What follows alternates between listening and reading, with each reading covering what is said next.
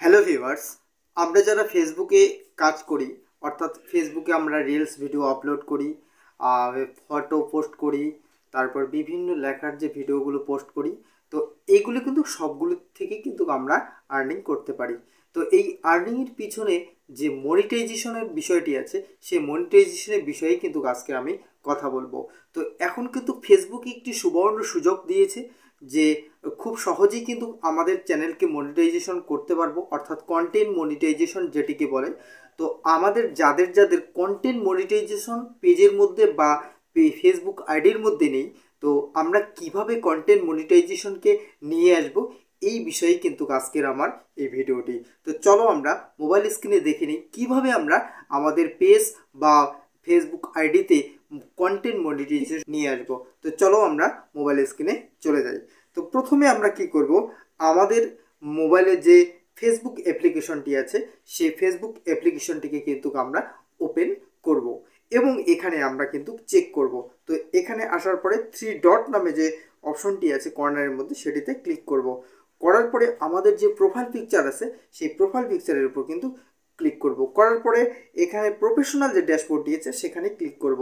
করার পরে স্ক্রল করে একটু আমরা নিচের দিকে চলে যাব। এখানে যে মনিটাইজেশনের ভিতরে যে অপশনগুলো আছে সে অল করব এবং এখানে আমরা চেক করব আমাদের content monetization policy, content monetization যে আছে সেই অপশনটি আছে কি না। যদি কন্টেন্ট মনিটাইজেশনটি না থাকে তাহলে আমরা নিয়ে আসব। এর জন্য কি করব, একটা ব্যাক করে দেব। দেওয়ার পরে 3 ডট নামে যে অপশনটি আছে এই 3 ডট অপশনের উপর ক্লিক করব। ক্লিক করার পরে আমরা কি করব, আমরা একটু স্ক্রল করে নিচের দিকে চলে যাব। তো স্ক্রল করে নিচের দিকে আসার পরে আমাদের কপি লিঙ্ক যে লেখা আছে এই কপি লিঙ্কের উপর কিন্তু আমরা কি ক্লিক করে দেব এবং এই লিঙ্কটিকে কিন্তু আমরা কপি করে নিলাম।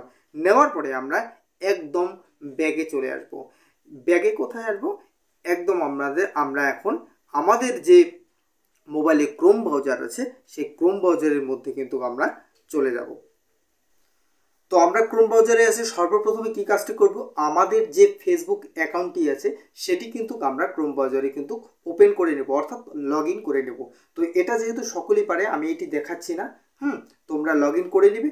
নেওয়ার পরে আমাদের ক্রোম ব্রাউজারে কি আমরা একটি কাজ করব, সেই কাজটি কিন্তু দেখে নেব। তো আমরা ক্রোম ব্রাউজারে চলে আসলাম। ক্রোম ব্রাউজারে চলে আসার পরে আমরা কি করব, আমরা এখানে কিন্তু সার্চ করব। কি সার্চ করব, আমরা এখানে লিখব ফেসবুক কন্টেন্ট মনিটাইজেশন বেটা, এই লেখাটি এখানে কিন্তু আমরা লিখব। লিখে আমরা কি করব, এখানে সার্চ করব যে ফেসবুক কন্টেন্ট মনিটাইজেশন বেটা, এটা লিখে কিন্তু আমরা কি এবার কিন্তু আমি সার্চে দিয়ে দিলাম। তোমরাও কিন্তু এটা লিখে সার্চে দিয়ে দিবে। তো সার্চে দেওয়ার পরে আমাদের প্রথম যে অপশনটি অর্থাৎ ওয়েবসাইটটি দেখাচ্ছে সেটিতে কিন্তু আমরা ক্লিক করে দেব। দেওয়ার পরে আমাদের সামনে নতুন একটি ইন্টারফেস শো করবে এবং আমাদের এখানে কি কয়েকটি ফটো সামনে থাকবে এবং লেখা থাকবে এখানে কি ইন্টারেস্টেড। এই ইন্টারেস্টেড লেখাটির উপর কিন্তু আমরা কি করব, ক্লিক করে দেব। এখানে ইন্টারেস্টেড লেখাটির উপর ক্লিক করে দেওয়ার পরে আমাদের সামনে কিন্তু নতুন একটি ইন্টারফেস শো করবে। তো এরপরে আমরা স্ক্রল করে একটু নিচের দিকে চলে আসব। তো নিচের দিকে আসার পরে আমরা প্রথমেই দেখতে পাবো যে কি মেইল অ্যাড্রেস।